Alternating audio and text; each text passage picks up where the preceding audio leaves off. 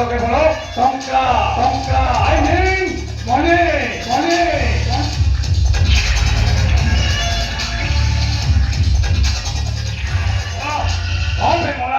এতে চিৎকার করছিল খ্রিস্টাকে মানো মানো কাইকে অমানি হেলা মারো খাইলা সে মো ভৌনি এতিরে ধম মানো কইতে ভাব কাইবে ଆମେ ତ ମଣିଷ ନା ପଶୁ ରେ ପିଲାଟାକୁ ଏମିତି ଗୋରୁ ଗାଈଙ୍କ ଭଳି ମାଠ ମାରିଛୁ ନା ସେ ଯଦି ମୋ କଥା ନ ମାନି ଏ ଦୁଇ ଜଣ ସହିତ କଥା ହୁଏ ତାହେଲେ ମୁଁ ତା ଜୀବନ ନେଇଯିବି କାହିଁକି ନା এই দুইটা হচ্ছে অসাবত ভাই আলা ভাইলো কিরে কোন হইছি কোন পাই তুমি ঝিওটা কেমনে মারুছু এ বহু এ তু কোন এই ঘরটাকে দুই ভাগ করে দেবো হ্যাঁ মই ঘরটাকে দুই ভাগ করে দেবি তুমি না আগো কুয়া কোন পাই তুমি সে ধুরন্ধর বাবুকে অপমান দেই ফেরাই দেলা আরে মানে কোন ফেরাই দেবে না বরং শিক্ষাকে মু ম্যারেজ করি দেবো মু ম্যারেজ করবি মফ ঠিক কইছি এ বহু তু তাকো এমনি কথা কইনথলু এবে কাই কইছু আগর লকাই মু ভুল করিছি বহু আগর তম দিনকে ঘর বাহার করে দিলা তুমি মানে মো পুরা ভাই নো তুমি মানে হচ্ছে মো পুরা শত্রু তা বাহার করে দিলা তা বিজনেস টা বন্ধ করে দিও জানিলা শিক্ষা মতে কল করছিল কোন কই আর কান্দি কান্দি বহুত কইলা এই দুই জন গায় তাকো বহুত ইনসল্ট করছিল বহু আরে কি শিক্ষাটা তোমার ভালো প্ল্যান রে সে যাহা সব কথা কইছি ଆମ ଭାଇ ଭାଇ ସମ୍ପର୍କକୁ ଭାଙ୍ଗିବାକୁ ଚାହୁଁଛି ଏ ଭାଇ ଭାଇ ପଣିଆ ବାପା କିଛି ନାହିଁ ଆ କିଛି ଏଇ ଚାଲ ଘରୁ ଚାଲ କହୁଛି ଚାଲ ନା ମୁଁ ତ ସହିତ ଯାଇପାରିବି ଆଜି ହଉଛି ମୋ ଜେଜେଙ୍କର ଜନ୍ମଦିନ ମୁଁ ଆସିବି ବୋଲି ମୋ ଜେଜେଙ୍କର ଜନ୍ମଦିନ ପାଳନ ନାହିଁ ଆଜି ମୋ ଜେଜେଙ୍କର ଜନ୍ମଦିନ ପାଳନ ହବ ତାପରେ ଯାଇଥିବି ତାପରେ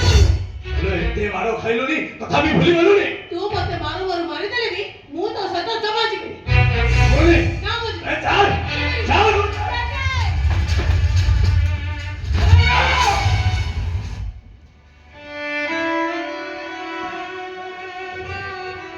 আরে আজকাল এ বুড়াটার জন্মদিন পালন হয় বলি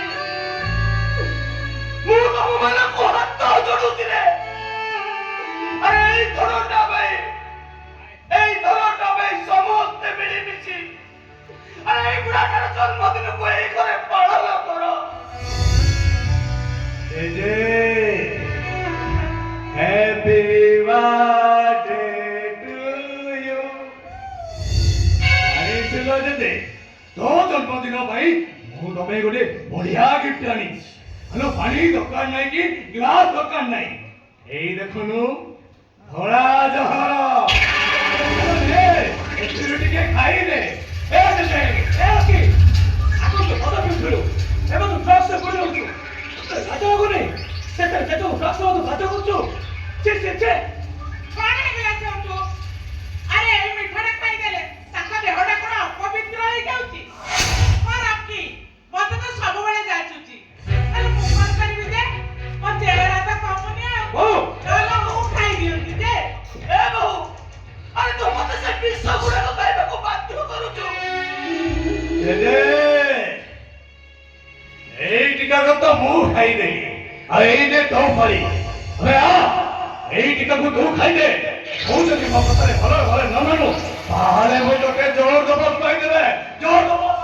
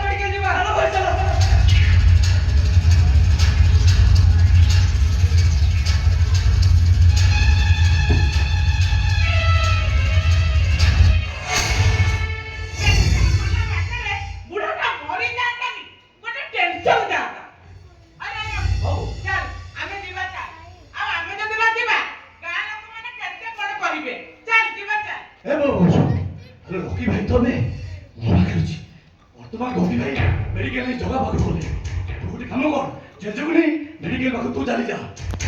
ତା ପାଖରେ ଟଙ୍କା ନଥିବ ମୁଁ ଟଙ୍କା ନେଇ ପଛରେ ଯାଉଛି ତୁ ଚାଲୁ ଶୀଘ୍ର। ହଁ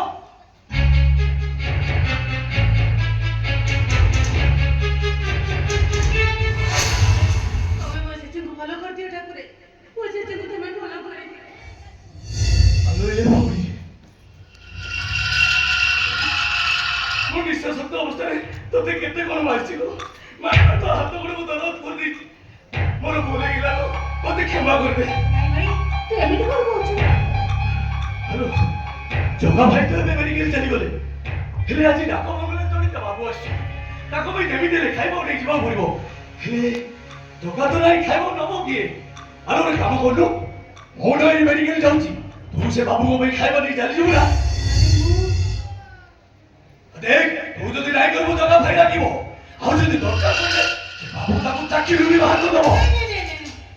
ତୁ ଯେତେବେଳେ କହୁଛୁ ମୋ ଖାଇବାକୁ ନେଇ ନିଶ୍ଚୟ ଯିବି ଯିବୁ ନା ହଁ ମୁଁ ଯିବି ଆସୁଛି ମୁଁ